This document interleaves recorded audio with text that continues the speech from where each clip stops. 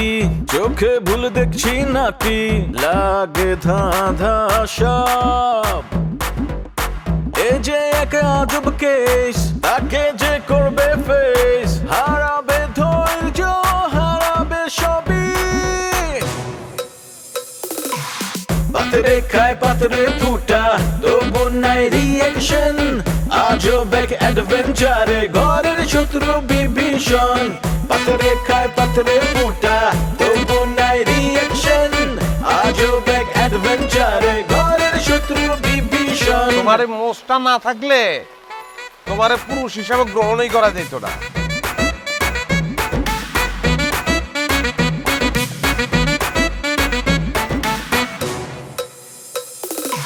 হুশ নাই তবু তার আওয়াজে বেহুশ পুরা দুনিয়া এই মুখের কথা কাইরা নেয় জাস্ট একটা থাবা দিয়া এই কিছু ঘটায় কিছু রটায় কিছু ঢাকে ছাই দিয়ায় অন্যের ঘরে দুঃখ দেখা পাগলায় হয় দরদিয়া কারো মনে শান্তি নাই আবার কাউরে কিলাই ভূতে শয়তান যখন লারে চারে গিদায় পান্তা ভাতে রাজনীতির পলিটিক্স আর পলিটিক্সের রাজনীতি বিপদ আপদ দেখা কয় মামা নাইগা কোনো গতি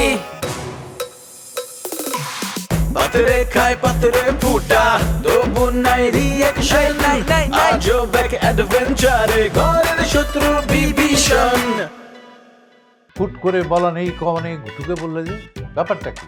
আহা বাদ দেন না, বাচ্চা মেয়ে। তাছাড়া ওর উপর দিয়ে যে ঝড় যাচ্ছে বেখেয়ালি হওয়াটাই খুবই স্বাভাবিক, তাই না? যে কোনো সময় যে কোনো কেউ মারা যেতে পারে, প্লিজ আপনি একটু দেখেন প্লিজ। আচ্ছা বেশ, তুমি এখানে দাঁড়িয়ে আছো কেন? যাও তুমি। এর মতো পুরো এক পা গেছো কবরে। ওই বয়সে বিয়ে করে কিভাবে টাকার গরমে, টাকার গরম তো ছুড়ে ওর গুলি করে মেরে ফেলবো। নেওয়াজ ভাই যে আমার সঙ্গে এরকমটা করবে আমি কখনো কল্পনাই করতে পারিনি। এই তোমার লজ্জা করে না? তোমার এই মুখ দিয়ে তুমি ওই মহিলারে, এই যে একটা শাকচুন্নি মহিলা, তুমি তার ছোটাম্মা কিভাবে বলো? আরে বলা তো সহজ, শোন তুই মুখটা ছোট করবি, প্রথমে আমি করে বলবো ছোট, তারপর মুখটা বড় করবে আম্মা, চেষ্টা কর পাবি হয়ে যাবে। আসলে তোমার সাথে কথা বলাই নেই। আচ্ছা আমি বল মা আমার শনিটা দিল কেমনে? আব্বা নাকি তার বোনের ফুসলাই বিয়ে করছে। আমার মনে হয় কথাটা সত্যি। আরে পাপিয়া তো আমারে পছন্দ করতো, খাইরুল আমার উপর মাইন্ড করছিল না।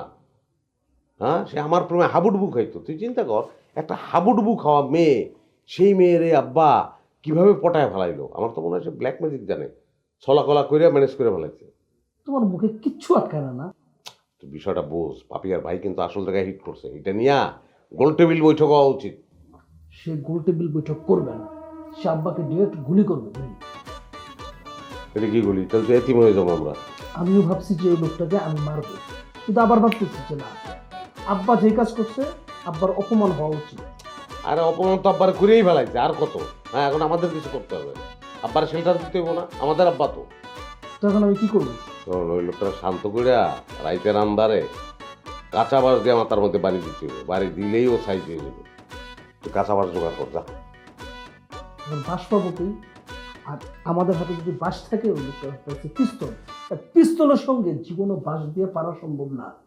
না, এটা অবশ্য ঠিক কইছিস, মারামারিতে বৈষম্য ঠিক না, কিন্তু কাঁচা বাঁশের শক্তি আলাদা।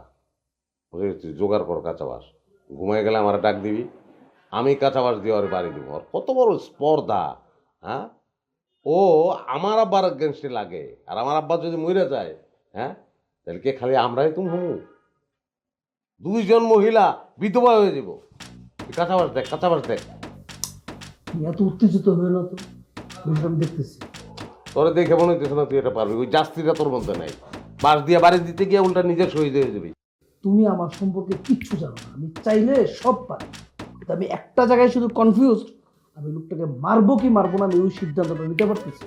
এই জন্য তো বলছি তোর মারার দরকার নাই, আমি মারবো।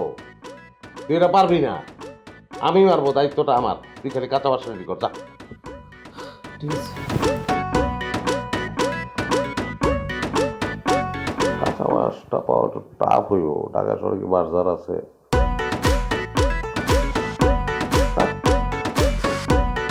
কি ঠাই দাঁড়ায় থাকবেন না কথা বলবেন?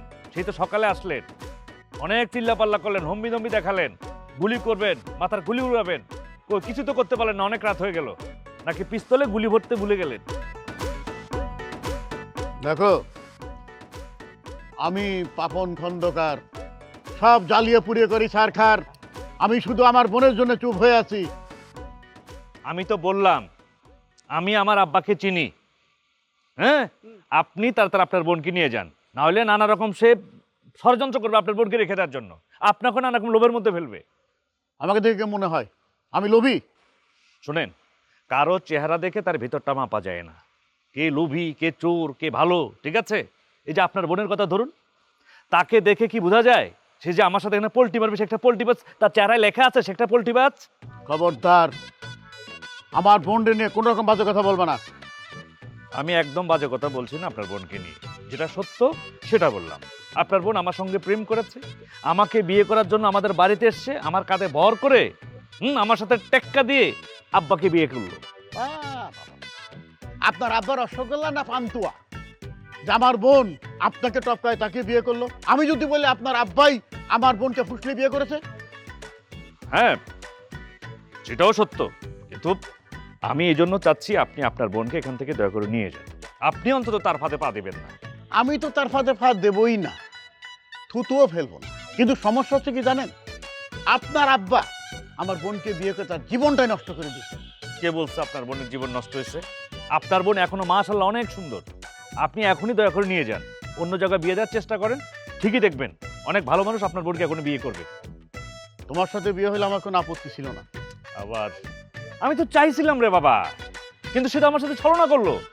হ্যাঁ, আমাকে টেক্কা দিয়ে আব্বাকে বিয়ে করলো। এই জন্য বললাম আপনি আপনার বোনকে দয়া করে নিয়ে যান। নিয়ে যাব না তাহলে কি ফেলে রেখে যাব? এখানে রেখে যাব? তোমার কি ধারণা? আপনি তো ফেলেই রাখলেন। এই জন্য বললাম আমার সাথে গল্প না করে আপনি দয়া করে আপনার বোনকে নিয়ে এখান থেকে চলে যান প্লিজ। ঠিক আছে, কইছে এই ডাকো তাকে। কে ডাকবে? ও কেন ডাকবে? ও কি বাড়ির কাজের মেয়ে? ও তো বাড়ির মেহমান। আপনার বোনকে আপনি ডাকেন। সরি। আচ্ছা ঠিক আছে, আমি দেখছি। আজব। আচ্ছা খায়রুল ভাই, আপনি কাকে কি সব বলছেন? ঠিকই তো বললাম। কোনটা ভুল বললাম আমি, বলো? আমার মনে হচ্ছে আপনি তাকে উস্কাচ্ছেন। হ্যাঁ, উস্কাচ্ছি। ঠিক আছে, এই উস্কানিতেই যদি ভালো কিছু হয় তাহলে উস্কানি ভালো। কি বলছেন আপনি এসব? আপনি কি বাড়ির মধ্যে হাঙ্গামা চাচ্ছেন নাকি? হাঙ্গামার এখানে কি আছে? ও তার বোনকে নিয়ে যাবে, বাড়িতে ঝামেলা একটা কমে যাবে। তাতে যদি হাঙ্গামা হয় তো হোক না। আপনারা যে কাজ করতে পারেননি সেটা তাকে দিয়ে করতে চাচ্ছেন। সেটাই করাতে চাচ্ছি। আব্বার একটা উচিত শিক্ষা হওয়া প্রয়োজন।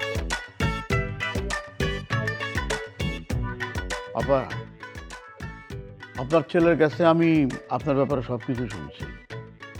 আমি তো রীতিমতো হতবাক হয়ে গেছি যে আপনি এটা কিভাবে মেনে নিলেন।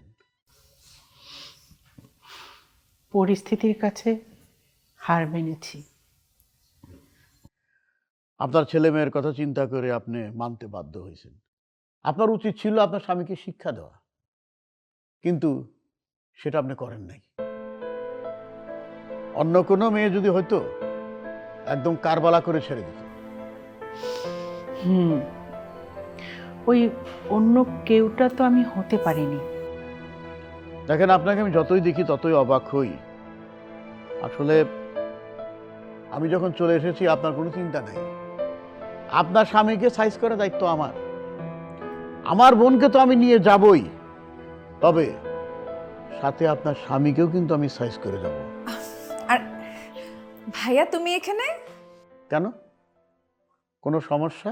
আচ্ছা, আমি একটা জিনিস বুঝলাম না, আপার মতো মানুষের সংসারটা তুই কি করে ভাঙলি? তোর তো কিচ্ছু হবে না।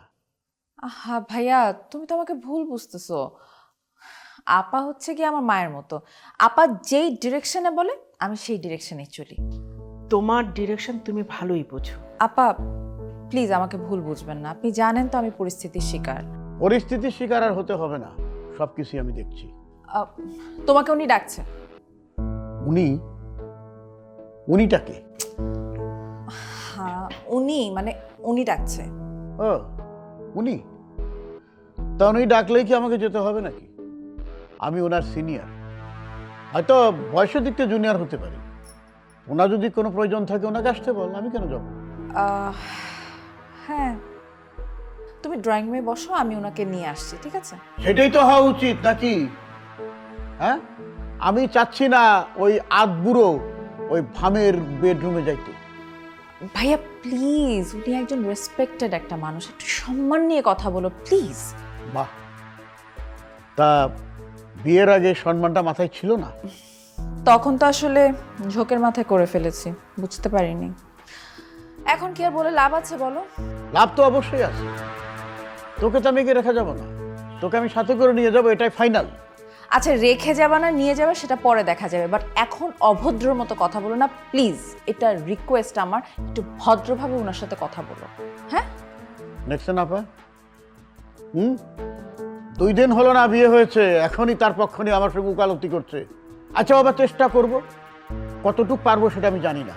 ধৈর্যের বাঁধ হতে ভেঙেও যেতে পারে। হ্যাঁ, ধৈর্যটা অ্যাটলিস্ট 10টা মিনিট ধরে রেখো। 10টা মিনিট ভালোভাবে কথা বললে হবে, বেশি লাগবে না। আচ্ছা ভাই, আপনারা বসে কথা বলেন, আমি একটু ভিতরে যাই।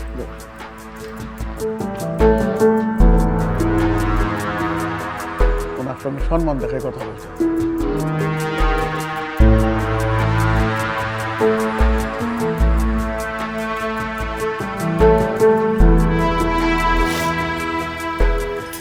দেখেন ছোট আম্মা, আপনার কান্নার দৃশ্য না আমরা আগেও দেখছি, কিন্তু এখন কেন কাঁদতেছেন বলেন তো? আমাকে তোমরা সবাই ভুল বুঝো। আমি কি এমন অন্যায় করেছি? আমি না বুঝতে পারছি না, মানে আপনার প্রবলেম কি? আপনি এইভাবে কাঁদছেন কেন? আমি বুঝতে পারছি, আপায় হারাইছে। উনি আমাকে কি মারবে? আমি আমার নিজের জীবনকেই মেরে ফেলছি ভাই।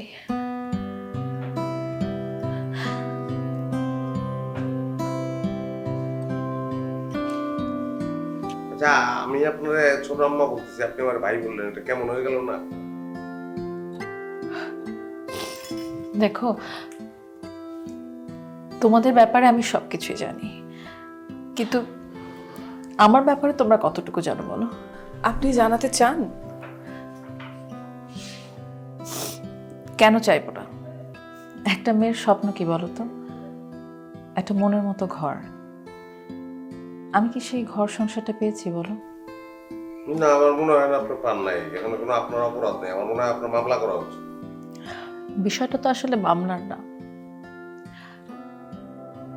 এই বাড়ির কেউই আমাকে পছন্দ করে না।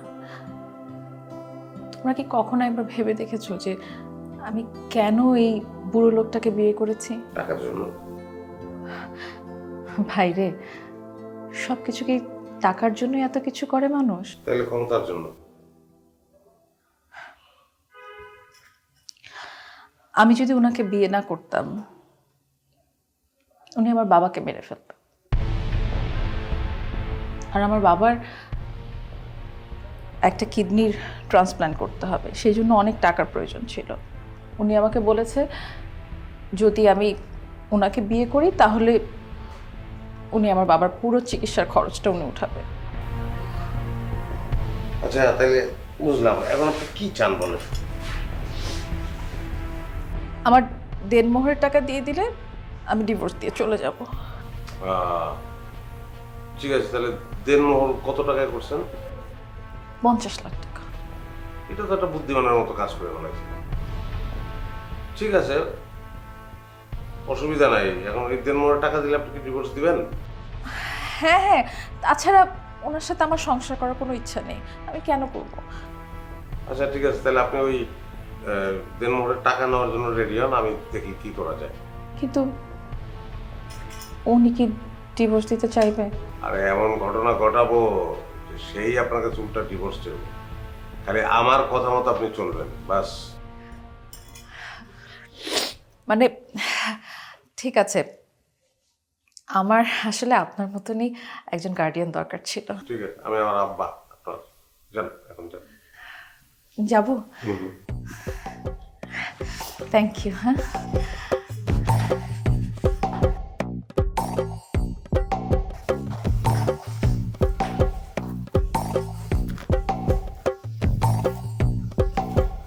খেলা বুঝতে পারছি। 50 লাখ না?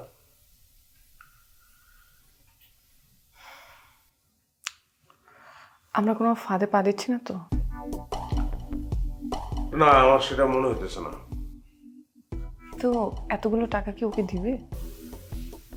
দেবে, দিতে হবে তাকে, কারণ এটা তোর ক্ষতিপূরণ।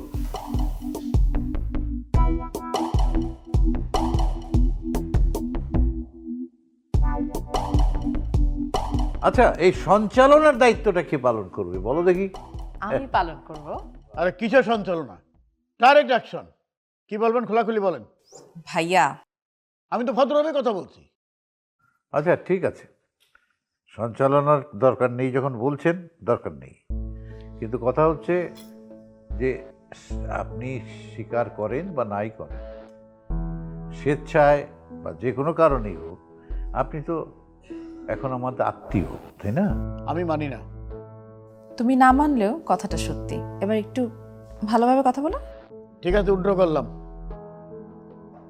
বলেন কি বলবেন বলেন।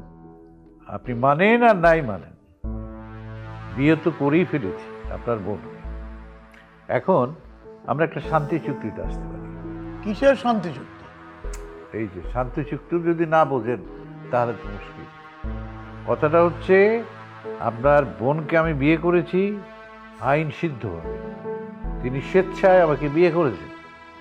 আপনি তাকে নিয়ে যেতে চান যান, কিন্তু আইন কিন্তু আমার পক্ষে।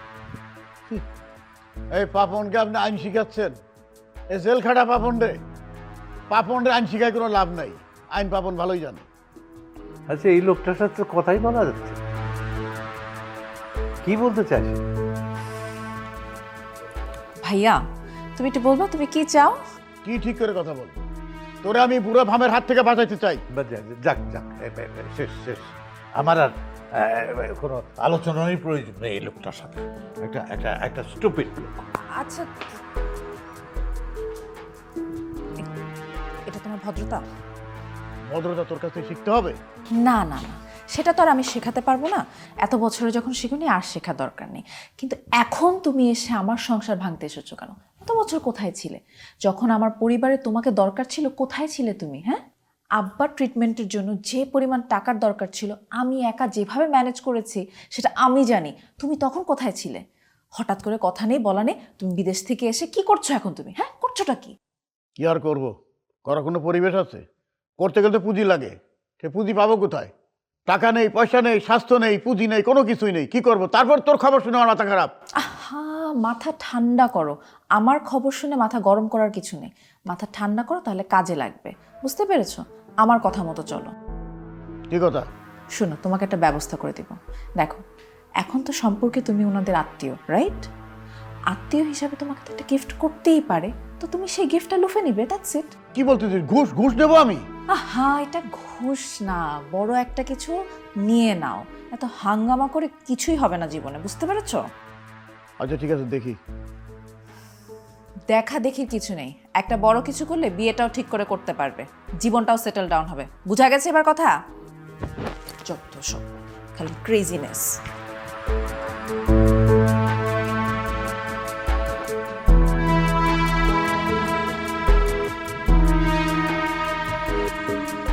আসলে হয়েছে কি, ভাইয়া তো অনেক বছর জেলে ছিল, তাই মাথার মধ্যে একটু শর্ট সার্কিট হয়ে গেছে।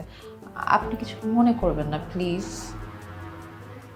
শর্ট সার্কিট হয়ে গেছে, তো ঠিক আছে, পাগলা গারদে ভর্তি করে দিই, সব খরচ আবার। না না না, আপনি কষ্ট করে আবার উল্টাপাল্টা খরচ করবেন কেন? একটা প্রপার কাজের জন্য খরচ করতে হবে।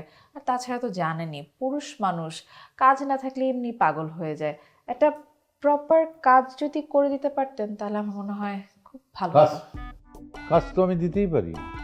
আমার অফিস তো কালকেই বসিয়ে দিতে পারি, কিন্তু সে তো সবার সাথে অভদ্রতা করে। না না না, আপনার অফিস কেন হবে সেটা না, আপনি তাকে আলাদা করে কিছু করে দেন। তাতে হবে কি, আপনার কোনো দায়ভার থাকবে না, সে তার মতো করে খেটে খেয়ে নেবে আর কি কোনোভাবে। হ্যাঁ, এসব তো তুমি বলছো, কিন্তু তার কি মন? আসলে ভাইয়াকে আমি অনেকভাবে বুঝিয়েছি, বুঝিয়ে ঠান্ডা করেছি। এখন আপনি একটু আমাকে সাহায্য করলেই হবে। মানে আপনি যদি তাকে একটু আলাদাভাবে ব্যবসা করার ব্যবস্থা করে দেন তাতেই হয়ে যাবে। কি করতে চাইছে? ডাকো ডাকো তাকে, ডাকো।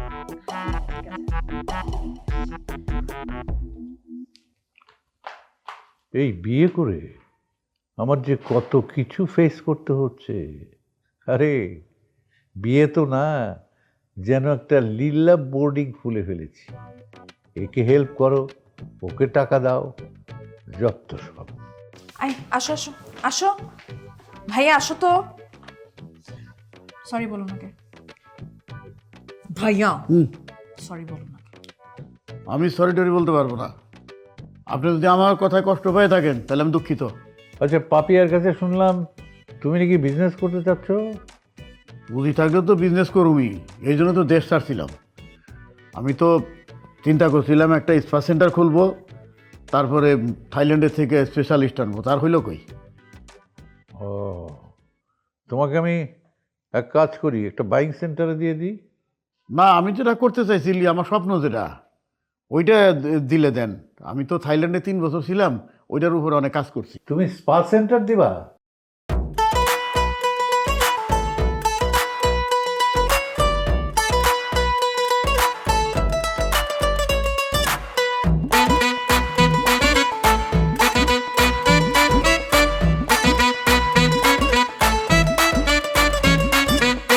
আরে আরে হচ্ছেটা কি, চোখে ভুল দেখছি নাকি, লাগে ধাঁধা সব। এ যে এক আজব কেস, তাকে যে করবে ফেস, হারাবে ধৈর্য, হারাবে সবই। পাতরে খায় পাতরে মোটা,